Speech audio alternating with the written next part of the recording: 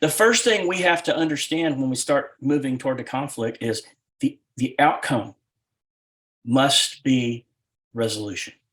The outcome must be to resolve this problem, not to beat somebody over the head until they're in submission. Mm-hmm.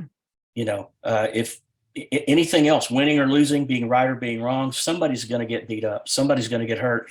And if anybody wins, everybody loses. Yes, that right there. If anybody wins, everybody loses. Like the relationship loses.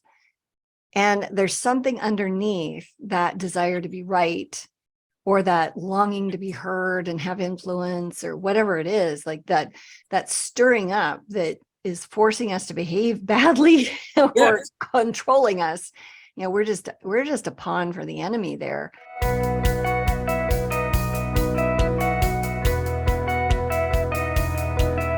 Well, welcome to today's episode of What to Say and How to Say It. Today, we're going to talk about why you need to run into conflict instead of away from it in order to save, improve, deepen your connections with your spouse. Like, that makes no sense, right? But here's the deal. If you're running from conflict, you're causing more problems than you're solving. It seems counterintuitive, but his ways are not our ways. And I'm with our favorite licensed professional counselor, Kyle Hargrove, and we're going to dig into this topic today. Kyle, I have to tell you, I was thinking about buffalo when I was looking at what you were going to share with us today. They have a few of those in Texas. Yes, they do. And they're not small. They're not small, and they're not really all that pretty.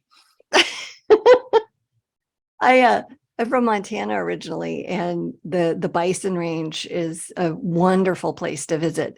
But they're interesting creatures if you know about them. Cattle, cows, moo cows, you have those down in Texas too. They're different than buffalo when a storm is coming. Cattle will scatter and run from a storm. Buffalo turn and face the storm and charge into it. Why do you think that is? They're bad mama jammas. That's a great analogy. Yeah. And I must be a buffalo though, because there are also a lot of storm shelters and cellars and things like that here in Texas. And when they sound the horn, I want to go out and watch. Yeah, you're the guy on your front porch, right? Yeah, I don't want to go down into the hole in the ground and miss the show. Yeah. I think that buffalo are, in this particular space, smarter than a lot of people, wiser than a lot of people, because they're spot on in this whole, you got to face the thing. You got to deal with the thing. And they know that if they just charge right through that thing, they're going to be on the other side of it sooner, and they'll be together. So today we're talking about this whole conflict resolution strategy that you're very familiar with. Why don't you get us started? Okay. The entire premise of what I wanted to throw out there today is to ask ourselves a question. And the question is, when I find myself in the face of a conflict, do I run from it or do I run to it? In other words, am I a runner or a pursuer?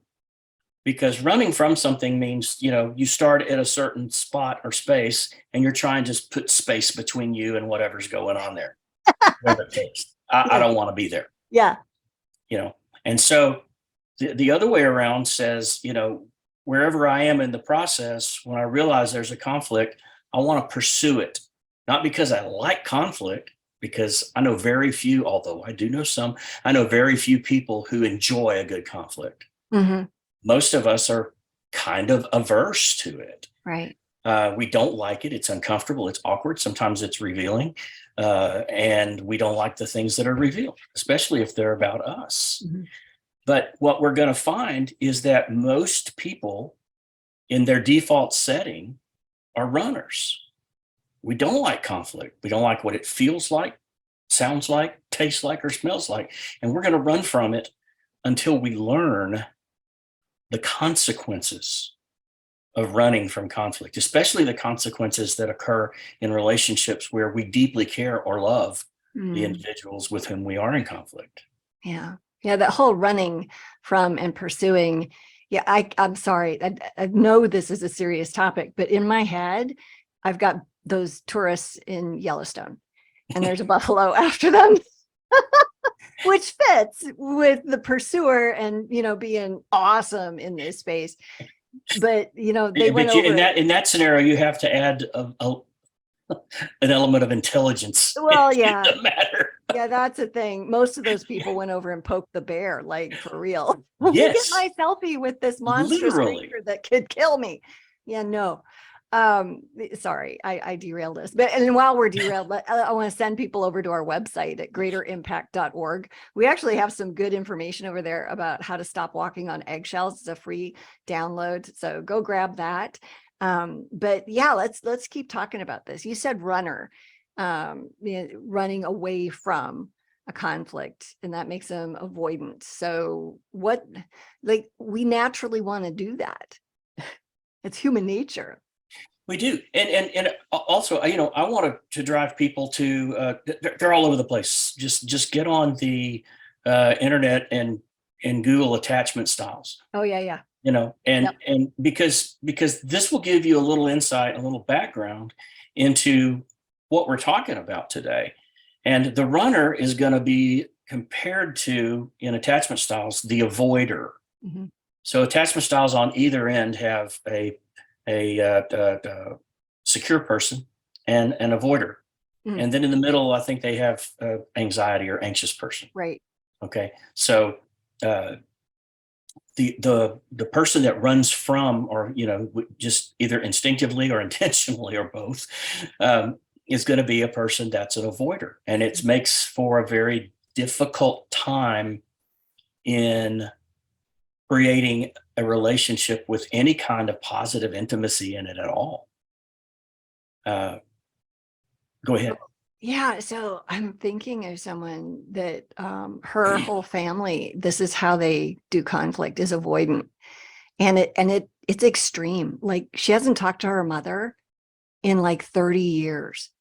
And she hasn't talked to her sister in like 15 because there was some small thing that happened, what I would consider small, right? But for them, this small misunderstanding never got talked about. It just was over. They just don't speak to each other again. Yep. I don't understand that. Well, I think it's important to see some of the characteristics of the different types of attachment. So if you're an avoidant person, you are terrified of confrontation. Mm. And there are a lot of reasons that fear is there. But I think one of the biggest ones is that we're afraid of what's going to be revealed in a confrontation. Because if we walk in, we make ourselves vulnerable. Mm-hmm. And, although we have probably a few points of our own to make, there are going to be a few made back, and it may reveal something about us that we don't either want to be seen or we don't want to accept.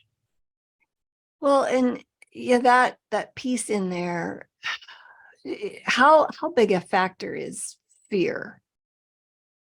The biggest.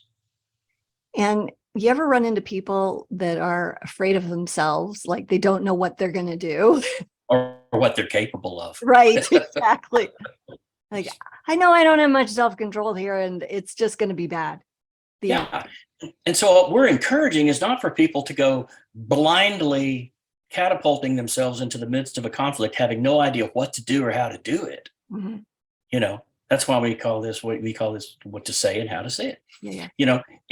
So we want to throw some things in there that say, if you find yourself more avoidant than not, there are a few very simple steps that you can take and begin to apply and just start approaching small issues of conflict. You don't have to jump right into the big ones. Yep. But understanding that avoidant person, not only are they terrified of the conflict, they're a bit sketchy about intimacy as well. Mm-hmm. They seem to be in a two-person relationship, the more controlling of the two people. Because if they can't control the circumstances and situations, then those revelations are going to start popping out. Gotcha. And probably as important as anything is, and this is what it is one of the biggest intimacy killers of all, is that avoidant person always in the back of their mind has an exit strategy. They know if things get so hot, too hot for them, that there's a way out and that they're going to take a way out. And before they completely confront and are honest about a situation, they'll bolt. Yeah. And that's different than using a healthy pause in a conflict situation. Absolutely. Yeah. So what do you think is the difference there? Well, the healthy pause is to stop and think. The healthy pause is to choose to pick and choose from the strategies that you already have in your mind or that you're working through or working on, and say, what's going to be the most positive thing? What's going to bring us the most positive outcome in this situation, regardless of what it's about? And that kind of pushes another button right there. What is the confrontation about? And we discussed this a half a dozen times in our talks together in the podcast. And, unfortunately, those conflicts are usually about winning and losing. They're usually about someone being right and someone being wrong. The first thing we have to understand when we start moving toward the conflict is the outcome must be resolution. The outcome must be to resolve this problem, not to beat somebody over the head until they're in submission. If anything else, winning or losing, being right or being wrong, somebody's going to get beat up. Somebody's going to get hurt. And if anybody wins, everybody loses. Yes, that right there. If anybody wins, everybody loses, like the relationship loses. And there's something underneath that desire to be right, or that longing to be heard and have influence, or whatever it is, like that stirring up that is forcing us to behave badly or controlling us. We're just a pawn for the enemy there, deriding ourselves, destroying our relationships, and following him down a really destructive path, honestly. But that whole thing right there, that's perfect. If anybody wins, everybody loses. No joke. And I don't think there's any of us who haven't experienced that. And we're already upset. Our emotions are already on edge or being pushed over the edge. And then we have the confrontation and the conflict, and things don't go well. And maybe somebody does win or walks away feeling like they're right. There's an even worse feeling that we walk away with than what we had when we went in. What's that? It's the feeling of maybe I got my point across. Maybe people think I'm right and I think I'm right, but what I actually just did is created 3 more problems when we just had 1 to begin with. Yeah, that's a really unhealthy sense of power and power over. And then you've damaged the trust and the safety in the relationship to the point that you may not have as much intimacy or connection after that as a result. Yeah. So one of the things that I like to look at, and one of the reasons that I absolutely have an affinity for the writings of Paul is that, man, he has a story. I would love to, I think to sit around a table with Paul. And you're always being asked, if you could have dinner with one famous person or whatever. He may be the person, because I can imagine the stories he must have had to tell, because he had to confess to so much, and always makes me feel a little better about myself. But, in Paul's letter to the Romans, he talks about the tribulation. He talks about trial and difficulty, and he talks about facing it and running to it, and saying, when you face the trial, the tribulation or the trial itself will produce perseverance. And from the perseverance comes character. And out of that character, then we have the hope that's been given to us in the sacrifice of Jesus. And if that is good enough for Paul to say to the church, inspired by God, that needs to be good enough for what I choose to do with my relationships. Yeah. It really does. And I will confess all day long, it's never easy. Although it becomes less awkward and less difficult the more we do it. Now, the more we do it means the more conflict we've found. But unless you're different than me or most people that I know, we all have plenty to go around. Well, and we need to define what types of conflict we're talking about, because there's There's destructive conflict that just where people are just behaving ugly. They're calling people names, they're swearing, they're hitting below the belt. There's a lot of you language. Yeah. And then there's conflict, which this is the goal. You have different points of view and you've got to work out a problem. Like Absolutely. that's life. Yeah. You know, We don't want to run into the teeth of a tornado. what? What did you just say? We don't want to run into the teeth of a tornado. Well, unless you're like Buffalo, maybe you do. I don't know. And I'm a bit overweight, but I'm not nearly as big and strong as a buffalo. There's that for all of us. Yeah, for Yeah. sure. So, when I say the teeth of a tornado, I'm talking about situations where our either our mental or our physical health may be at risk. Mm-hmm. We certainly don't want to charge into that knowing that either it's happened before or that there's a real possibility that it might happen again. Mm-hmm. We're talking about the kind of conflict that's going on. I know it, you know it, everybody knows it. And the important thing here is that we stop whatever has been going on so that no more destruction is done by this issue. And that's where, the idea is we have two people that are going to face one another bent on resolution. Yep. Not bent on bringing up the past, not bent on your mother-in-law, not bent on how big or how bad you may have been, but bent on we've got to talk, and we've got to talk with honesty and truth, and we've got to see what it's going to take to fix this problem. Well, and I think a lot of it comes down to what language am I going to use? Am I going to use blaming language, which is victim language, sitting in the victim seat, blaming you for all the stuff, right? Or am I going to be a mature adult and own my piece of this and talk about my feelings and what I want? And this is anecdotal, right? Like I didn't do a study or anything, but 100% of the time in every couple's situation of walk through, both people have some semblance of responsibility, and they're both right and they're both wrong. Like, no joke. And so how do you navigate that when both people have points of view that are worthwhile, valid, right? Well, it's navigating. And I like how Dr. Jordan Peterson talks about this. He's like, you got to do this. If you're going to have and keep an intimate relationship, you've got to wrestle through conflict. Right. And you got to do it. At Greater Impact, we keep short accounts. Like that's a phrase that we have. So we got a small thing. We go work it out with God. And if it's in our court, holy, because sometimes I can think I have a thing and it's really just, all about me. And so, so I'll go deal with that with the Lord first. And then if there's really something, then I'm going to go approach that person, and I'm not going to wait for it to happen 14 times before I do that. You just talked about how being a victim, involves a lot of blame and a lot of finger pointing, and typically when we get into a conflict, the likelihood is somebody is going to feel like or both people are going to feel like they're a victim. Yep. Just this very day, earlier this morning, I was conducting a therapy session with an individual, and I was looking around for something. I always like to try to have an object lesson when something strikes the moment. And so from this very water bottle came this analogy this morning. I talked to the person who has really, really struggled with anxiety and a lot of victimitis, as I like to call it. Gotcha. And so I told her, I said, this water bottle is you. And right now you're full up to the top. You're full of victimitis.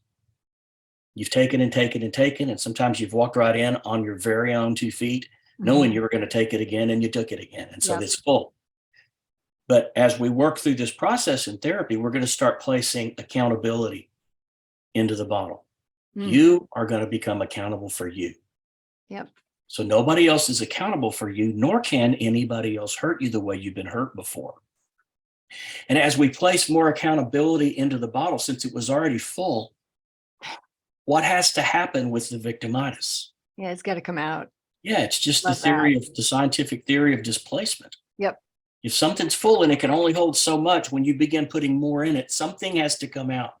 So we're going to count on putting more accountability in here. We're going to add accountability and add accountability. And we're going to start seeing the victim side of you diminish considerably. And that's what we're looking for here. People that have the secure attachment personality Mhm. or characteristic about them, they're not as much afraid of the confrontation as they are of losing the important relationship. So they're That's going to why pursue. they're a little more open to the pursuance. That's right. Okay. Or to the pursuit. They're more open to it. They still don't like it any better than anybody else. And Yeah. there might still be some anxiety or awkwardness or even a bit of fear in there. But they have the faith that facing that tribulation is going to bring about all those other good things that Paul talked about. And even if they don't have that faith, knowing that facing a conflict is going to end up in better things for you no matter what, as long as the people that are engaged and involved have the same objective in sight. And That that again matters. is that resolution. Yeah. That matters a ton. And, you know, as you grow in your attachment to the Lord, as you get your identity from him, like you're talking with your client about replacing the victimitis, you know, with accountability, you know, we then learn that the Jesus inside of us, the Holy Spirit, will keep us safe through us, you know, through our voice, our decision making, our boundaries, right? So, but if we're listening to that, he will show us where we're supposed to set up parameters, where we're supposed to go, where we're not supposed to go, what we say yes to, what we'd say no to. And then in that, we build our confidence and anxiety starts to decrease because we know we're safe. We're not constantly looking to other people to make us feel safe. Yep. Yeah, we trust God with that. We trust our own behavior with that. So our relationship with the Lord and ourselves is solid. That matters. That's identity work that impacts everything. Yeah. And it would be criminal for us to get this far in this conversation and not talk about just a few small things that it's imperative to keep on the front of the mind when we go into a confrontation. Mhm. Okay. The first is everybody that came in safe is going to walk out safe. Okay. Yeah. We're all good with that. Okay. That should be a given. Hello. Yeah. But there's three things that I like to push. And one is that we're going to do it with respect. Number two, we're going to go in with the expectation that that I'm going to be a responder rather than a reactor. I'm Mhm. gonna listen to hear and understand rather than just to answer back. Mhm. And then the other one that we've been talking about is the resolution. So respect, response, and resolution. Respectful, responsive, and resolute. Okay, however grammatical you want to be. Mhm. And if we can walk into a conversation having been honing these little skills, okay, tools for our emotional tool belt, Mhm. then we're going to have a lot more positive outcomes than not. At the very worst, we're going to get the conversation to a place where we can defer it, where we can table Mhm. it, we can take that healthy pause, that pause on purpose, Yep. and say, let's take a deep breath. Let's have a glass of water. Let's get a good night's sleep, and let's continue this tomorrow or whatever it needs to be. Yep. This doesn't have to be resolved in one sitting. It probably can't be. Mhm. Or It's just a shouldn't be big deal, because, right? you know, we at some point we start acting like our bad selves, and then that, yeah, needs to. Right. And the hardest one I think for most people is the part about respect, because usually we're angry. Usually we're hurt. There's some major emotion that feels like a knife that's piercing into our heart and into our chest. And when we feel that, it's very difficult to remain calm. It's very difficult to look across at the other person and have, you know, positive cooperative feelings with them. Mhm. So that might even speak to, are we even ready to have this conversation yet? Bam, that right there. Timing matters so much. Yeah. Because if I have one of the rules we have for like all the courses that we do is you don't have conversations when you're emotional in a negative way, right? Like you just zero tolerance for that, for yourself or for your partner. And the reason for that is nothing good comes from it. Hello, Right. like nothing. And so you might your partner might be bent out of shape about something. You don't know that. And so that first level of respect is, hey, is this a good time to talk about something hard? And before that, even because I may not be ready, is okay, Lord, what am I feeling? Like, what is this ugly thing in me? Why is that normal? Where did it come from? What do you want me to learn? Will you comfort me in it? Will you teach me here? Help me take responsibility for that. And then help me show up and act with integrity. So if I process my emotions with the Lord first, I show up 10 times better. And then I'm okay with my partner saying, hey, no, I'm really actually ticked at you about that. And I'm not ready to talk about it. Hey, fair enough. Right. Let's come back to it tomorrow. And then you check back in, because timing really, really matters. And that's respectful of you, and it's respectful of them. Yeah. And I think, for people that are listening to this going, these are a whole lot of balls to juggle all at once, or a lot of plates to spin, whatever era you came from. Uh, it is. And there are several things to be put into place. And that's why I think, not a shameless plug, but that's why I think going to a therapist and Mhm. sitting down and talking about walking through conflict with the intention that this is why I'm here. I'm not here to talk about my mother, my grandmother, or the horrible things that my brother did to me I'm here to talk about how to walk through a conflict very specifically. Maybe we'll come back and talk about those other things later. But right now I have a conflict. And right now I need to be able to confront this. And I really don't want to. I really want to put my shoes on and set the land speed record for a human being going the other way. Whew. But I'm learning that this is probably not the best idea. Mhm. So what are I promise you, there are very few therapists that can't help walk you through a few basic, simple skills and steps that are going to bring you closer to being able to navigate and manage, to Mhm. make that conflict manageable. We're not looking to make it perfect, and we're not looking to make it fun. Manageable is good in the Yes. midst of confronting a conflict. Yep. Yeah, I like the expectation setting with that, because I don't, if you find conflict fun, maybe you need a job as a courtroom attorney, 'cause Yeah. that would be a thing you'd probably really enjoy.